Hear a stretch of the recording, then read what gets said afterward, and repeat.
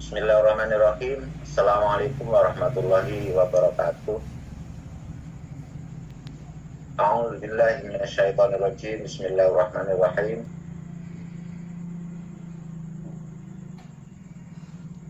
Dinul haq yudhhirahu ala dinil kulli walau karihal musyrikun. Asyhadu an la ilaha illallah wahdahu la syarikalah wa asyhadu anna Muhammadan abduhu wa rasuluhu la nabiyya ba'dah. Allahumma shalli ala Muhammad wa ala ali Muhammad kama shallaita ala Ibrahim wa ala ali Ibrahim wa barik ala Muhammad wa ala ali Muhammad kama barakta ala Ibrahim wa ala ali Ibrahim fil alamin innaka Hamidum Majid. La haula wa la quwata illa billahil aliyyil azim. Ikhwan fillah rahimakumullah. Puji syukur kepada Allah, sampai hari ini kita masih di yaitu kenikmatan iman dan Islam, sehingga sampai hari ini kita masih menepati hukum-hukum yang telah disyariatkan oleh Rasulullah SAW. Kita langsung saja bahwa pertemuan malam ini saya kasih muqaddimah bahwa yang biasa kita amalkan yaitu tentang rukun iman Islam dan ihsan. Jadi ada landasan pokok di dalam Islam itu, dalam beragama Islam itu ada 3. Yaitu pertama mengamalkan rukun Islam, rukun iman, dan ihsan. Jadi 3 landasan pokok ini yang kita harus pahami dan harus diamalkan terus-menerus, ya. Yaitu sebagaimana hadis Rasulullah SAW yang diriwayatkan oleh Sayyidina Umar, bahwa apa yang dimaksud dengan Islam yaitu pertama mengucapkan 2 kalimat syahadat, kemudian mendirikan sholat, membayar zakat, puasa di bulan Ramadan, dan pergi haji ke Baitullah bagi yang mampu. Kemudian apa itu yang dimaksud dengan iman?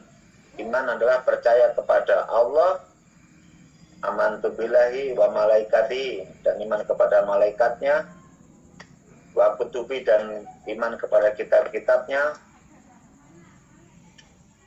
Habis itu amantu billahi wa malaikati wa kutubi wa rusuli, dan iman kepada rasul-rasulnya. Kemudian wal yaumil akhir, dan iman kepada hari akhir, yaitu hari kiamat. Dan yang keenam adalah wabil qadri khairi wa syarrihi min Allah, yaitu iman kepada Allah tentang takdir baik dan buruk itu dari Allah. Nah, landasan yang ketiga yaitu ihsan. Apa itu ihsan? Kita beribadah kepada Allah seolah-olah melihatnya. Jadi anta budallah ka'annaha taroka. Anta budallah ka'annaka tarok. Jadi kamu menyembah kepada Allah seolah-olah melihatnya. Kalau nggak bisa menyembah kepada Allah, Allah melihat kita, menetapkan bahwa Allah melihat kita. Jadi aktivitas itu kita diawasi, merasa selalu diawasi oleh Allah Subhanahu wa Ta'ala. Nah, dalam pertemuan ini satu-satu kita bahas. Ini landasan karena sangat penting.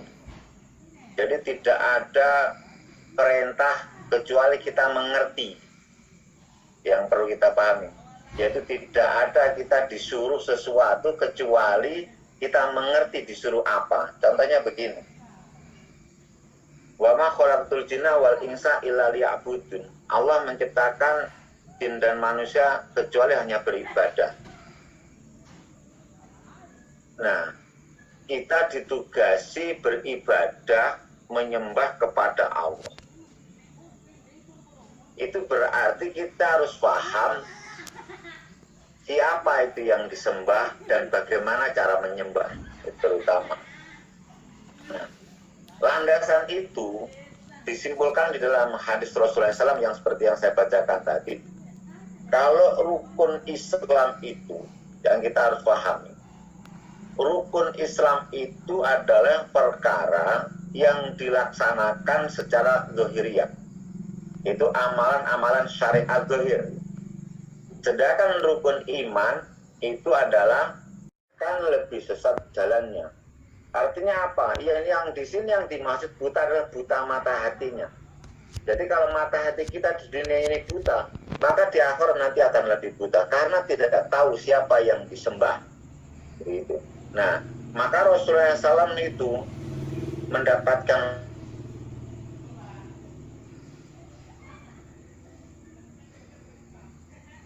rukun Islam, yaitu mengucapkan 2 kalimat syahadat, kemudian mendirikan sholat, membayar zakat, puasa, pergi haji ke Baitullah. Itu adalah hukum-hukum syariat yang mana kita harus lakukan secara zahiriyah. Makanya tidak bisa kita mengatakan bahwa barang siapa yang sudah makrifat kemudian meninggalkan syariat secara zahiriyah, nggak bisa.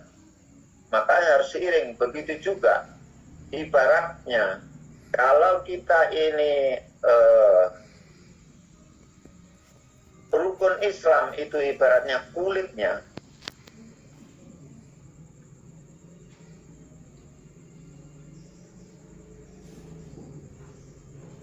tersebut begitu. Jadi itu seiring, jadi jika kita mau ibaratnya mau menanam benih, tentu kita itu mencari benih yang terbagus untuk ditanam. Tidak mungkin kulit itu ditanam bisa tumbuh mengeluarkan tanaman yang lebih bagus. Begitu juga kita dalam beramaliyah. Makanya ada istilah ikhlas, mencari ridho atau ridho, ikhlas, ridho, tawakal. Nah itu urusan hati semua. Oleh sebab itu alangkah pentingnya kita ini mengkaji tentang urusan hati karena adalah urusan isi. Jadi kalau hukum-hukum zahir sudah jelas, gampang dipelajari, yang penting kita baca Quran, hadis, kemudian membaca kitab-kitab fikih, hukum-hukum syariat itu sudah dicantumkan jelas. Tapi itu tidak akan bernilai jika isinya, niatmu itu bukan lillahi ta'ala. Makanya harus lillahi ta'ala itu adalah sangat penting. Jadi ketika asyhadu, aku menyaksikan la ilaha, tidak ada sesuatu yang berhak disembah. Karena tafsir la ilaha, la ma'budun, la ma'buda bil haqqin illallah, tidak ada sesuatu yang berhak disembah illallah kecuali Allah. Maka kita harus tahu siapa itu hakikatnya Allah yang kita sembah. Nah, setelah kita mengenal Allah Subhanahu wa Ta'ala, hukum syariatnya seperti mulai sholat, membaca takbiratul ihram sampai salam, dan syarat-syaratnya kita penuhi, rukunnya kita penuhi semua, maka sah secara hukum syariat. Nah, secara hukum hakikat, yaitu hukum iman, maka belum sah jika hati kita tidak menghadirkan bahwa keberadaannya Allah Subhanahu wa Ta'ala. Itu yang dimaksud isi. Jadi ketika kita mengucapkan asyhadu alla ilaha illallah wa asyhadu anna Muhammadur Rasulullah, menghadirkan betul bahwa hakikatnya di hati kita ini melihat Allah Subhanahu wa Ta'ala dan melihat Muhammad Rasulullah sallallahu alaihi wasallam. Jadi untuk sementara itu aja yang bisa saya sampaikan.